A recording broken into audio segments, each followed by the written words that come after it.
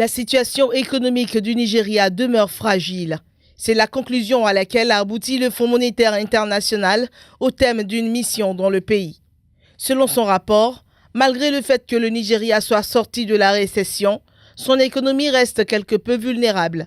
Cette faiblesse économique persistante de la première puissance démographique de l'Afrique est l'un des facteurs alimentant les inégalités et les risques de crise sociale dans le pays. Pour y remédier et éviter le pire, l'institution internationale recommande pour les autorités nigérianes une intensification des réformes structurelles et macroéconomiques importantes, notamment en termes de libéralisation du marché monétaire. Le FMI salue néanmoins les efforts de l'administration Muhammadu Buhari pour relancer la croissance économique du Nigeria, décourager la corruption, diversifier les sources de recettes économiques et renforcer les capacités de l'administration fiscale pour une collecte efficace. S'agissant des prévisions pour l'année 2018, le FMI reste optimiste, estimant que l'économie nigériane va poursuivre sur sa lancée et atteindre l'an prochain une croissance de 2,1%. Ceci en se basant sur les divers efforts de réforme du gouvernement nigérien d'une part et sur le contexte économique et institutionnel actuel d'autre part.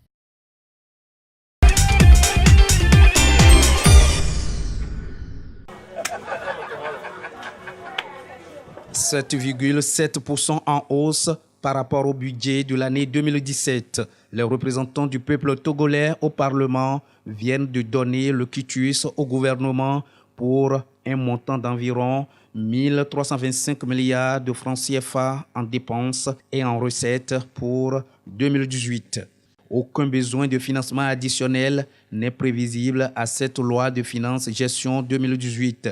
Elle est caractérisée par des mesures nouvelles empreintes de prudence et de sincérité tant qu'au niveau des ressources que des dépenses, a indiqué le ministre de l'Économie et des Finances, Sani Yaya. Les nouvelles mesures de ce projet de loi de finances exercice 2018 sont principalement orientées vers le développement communautaire en accordant une priorité aux besoins sociaux urgents, informe le gouvernement qui rajoute que cette loi des finances de nouvel an sera consacrée à la poursuite des réformes visant à élargir l'assiette fiscale, rationaliser les exonérations et faciliter les échanges. Selon cette même source, il donne une place de choix à la création d'entreprises, à l'amélioration du climat des affaires au Togo et au renforcement des règles de contrôle dans la gestion des deniers publics. Rappelons que le Togo a bénéficié d'un décaissement de plus de 19 milliards de francs CFA de la part du Fonds monétaire international FMI cette année. C'est le cadeau de Noël de FMI au peuple togolais. Il a été publié dans un communiqué le 18 décembre dernier par le conseil d'administration de cette institution suite à sa première revue de l'accord au titre de la facilité élargie de crédit FEC avec le Togo. Des files d'attente qui ne désemplissent pas, des automobilistes attendant parfois plus de 24 heures en espérant remplir leur réservoir. Voilà le spectacle qu'offre le Nigeria en cette fin d'année. En effet, le premier producteur d'or noir d'Afrique traverse une grave crise de pénurie d'essence raffinée. Conséquence, plusieurs Nigériens qui comptaient aller fêter Noël en famille, loin de leur lieu de résidence, ont dû y renoncer, faute de carburant dans leur réservoir. D'autres, plus tenaces, ont passé plusieurs heures dans les files d'attente de certaines stations-service sans pour autant être assurés de repartir avec le précieux sésame. Les causes de cette nouvelle pénurie restent incertaines. Les distributeurs affirment que la NNPC, société responsable de la distribution de pétrole dans le pays, n'a pas assez de ressources pour faire face à la demande du géant Nigeria avec ses 190 millions d'habitants. Et pourtant, le directeur général de la dite compagnie a annoncé lundi qu'un plan national avait été mis en place pour livrer 300 millions de litres d'essence supplémentaires pour soutenir la consommation actuelle de 45 millions de litres par jour, bien plus élevée en cette période de fête que les 27 à 38 millions de litres habituels. Maikanti Barrow a également fait savoir que les raffineries nationales du Port-Harcourt et de Kaduna produisaient 3,8 millions de litres de pétrole raffiné par jour, un chiffre bien maigre pour le premier exportateur de brut du continent africain. Maikanti Barou pointe enfin du doigt les vendeurs d'essence du marché noir qui paralyseraient volontairement les stations-service pour faire monter les prix de vente parallèles à 400 naira le litre contre 145 naira en période normale. Du côté des consommateurs, c'est plutôt le gouvernement qui est mis sur le banc des accusés. Il est soupçonné d'avoir créé ce chaos pour justifier une augmentation de l'essence et du diesel à la pompe dès l'année prochaine. Après un recul de 0,6% en 2016 contre 1,7% en 2015, principalement en raison d'une grave sécheresse et des pressions budgétaires, la croissance du Swaziland devrait demeurer négative en 2018 selon la Banque africaine de développement. En cause, l'effondrement du secteur primaire imputable à un recul de la production agricole résultant d'une sécheresse provoquée par le phénomène El Niño, ce qui a entraîné une baisse considérable des rendements des cultures pluviales, en particulier le maïs et le coton, et des cultures irriguées, principalement la canne à sucre. Autre facteur défavorable, la situation budgétaire, en particulier de l'évolution des recettes qui connaissent une forte diminution. Avec une population de 1,2 million d'habitants et un PIB par habitant d'environ $3 000, le Swaziland est très étroitement lié à l'Afrique du Sud, dont il dépend pour environ 85% de ses importations et près de 60% de ses exportations. Le pays vient à la 150e place sur un total de 188 pays que compte le classement du Programme des Nations Unies pour le développement.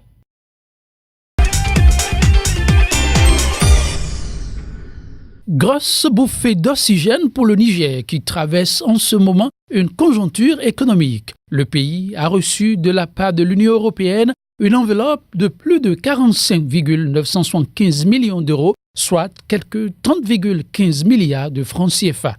Ceci dans le cadre des tranches variables d'appui budgétaire de l'UE au Niger pour l'année 2017. Avec le présent décaissement, la deuxième tranche de 4 programmes d'appui budgétaire vient ainsi d'être finalisée. Il s'agit des programmes contrats relatifs à la construction de l'appareil de l'État, contrats de réforme sectorielle, éducation, sécurité alimentaire, nutritionnelle et développement agricole et durable. À cela s'ajoute une tranche fixe du programme Justice, sécurité intérieure et gestion des frontières financée par le Fonds fiduciaire d'urgence pour la migration. Ajouté aux 67 millions d'euros déjà versés au premier semestre de cette année au profit du Trésor public nigérien, ce paiement porte le montant total des décaissements d'appui budgétaire de l'UE en 2017 à 112,97 millions d'euros, soit plus de 114 milliards de francs CFA. Il vise à soutenir des secteurs clés pour le développement socio-économique du pays, tels que le développement agricole durable et la sécurité alimentaire et nutritionnelle, l'éducation de base et secondaire, la sécurité intérieure, la justice, la gouvernance et la gestion des finances publiques, la lutte contre la corruption et la migration irrégulière.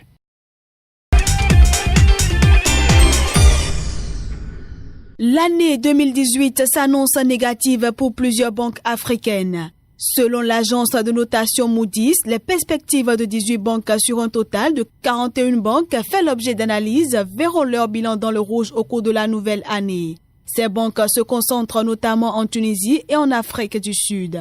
L'Égypte et le Nigeria abritent quant à eux l'essentiel des banques aux perspectives stables, dont le nombre se chiffre à 20 sur les 41 visitées. De ce lot, seules 3 banques opérant au Maroc se positionnent dans des perspectives positives pour 2018.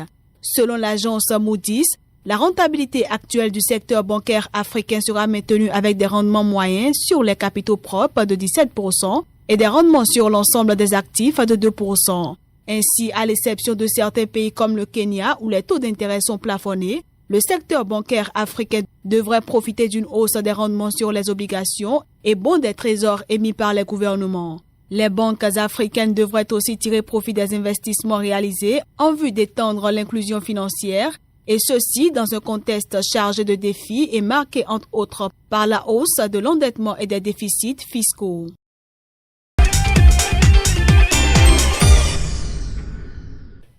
La chenille légionnaire d'automne est de retour au Zimbabwe alors que le pays tente de se remettre d'une sécheresse dévastatrice qui avait laissé plus de 4 millions de personnes dépendantes de l'aide alimentaire. Les agriculteurs signalent le retour d'une vague de chenilles légionnaires d'automne qui a détruit la saison dernière 20% de la récolte de maïs du pays. Cette nouvelle fait régner un vent de panique chez ces agriculteurs qui attestent que la chenille légionnaire d'automne détruit les récoltes et mange même des plantes sauvages. Les autorités zimbabwéennes se montrent cependant rassurantes, annonçant que le pays est prêt à une éventuelle épidémie cette saison. Selon ces autorités, les agents de vulgarisation agricole sont sur le terrain en train d'enseigner aux fermiers à travers le pays ce qu'il faut savoir sur la légionnaire d'automne. Ces agents conseillent aussi aux agriculteurs de signaler toute observation de légionnaire d'automne dès que possible. Très redoutées par les agriculteurs, les chenilles légionnaires sont des bestioles particulièrement voraces qui ont fait d'énormes ravages dans des champs de maïs en Amérique du Sud et du Nord. Considérées comme une arme de destruction massive et une menace pour l'agriculture, ces bestioles constituent encore un casse-tête pour les scientifiques et ont la particularité d'échapper aux pesticides en descendant dans le sol pour se mettre à l'abri.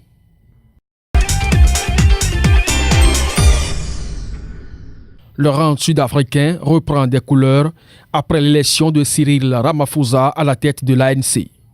Avec une progression de 0,8% enregistrée le 27 décembre dernier, la monnaie sud-africaine a affiché sa plus importante progression depuis juillet 2015.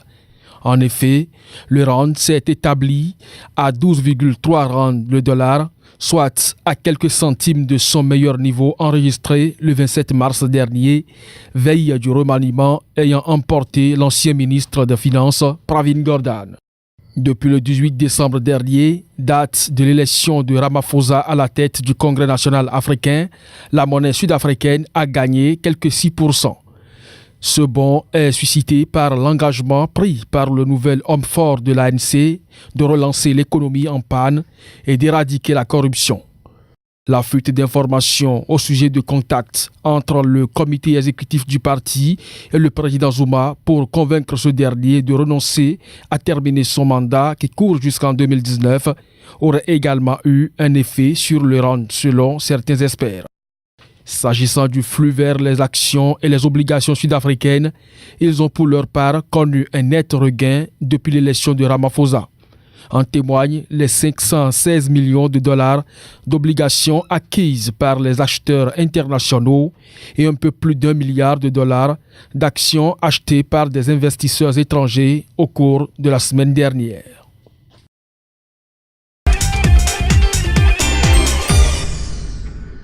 L'Afrique se positionne en deuxième position des régions ayant enregistré la plus forte croissance touristique au niveau mondial. Avec 8% de hausse des arrivées touristiques enregistrées sur les 10 premiers mois de l'année 2017, le continent affiche des chiffres encourageants. Selon l'Organisation mondiale du tourisme, le résultat est induit par le net redressement enregistré en Afrique du Nord, avec 13% de progression. Loin devant l'Afrique subsaharienne qui n'a pas pour autant démérité avec une hausse de 5%. Cette dynamique que connaît le continent africain cadre avec la croissance que connaît le secteur au niveau mondial. En effet, les destinations ont reçu 1,1 milliard de touristes au cours de la période allant de janvier à octobre 2017, soit 7% de plus que l'an dernier et 70 millions d'arrivées internationales supplémentaires. Il s'agit là des meilleurs résultats enregistrés depuis quelques années. Lesquels résultats traduisent la demande soutenue de voyages partout dans le monde en droite ligne, avec l'amélioration de l'économie mondiale et le rebond des destinations qui étaient en repli les années précédentes. La tendance haussière devrait se maintenir dans les années à venir, étant donné que de plus en plus de pays africains misent sur le tourisme comme un des nouveaux relais de croissance à fort potentiel. Ainsi, d'ici 2030, quelques 1,8 milliard de touristes devraient voyager chaque année, soit un peu plus d'une personne sur 5 dans le monde.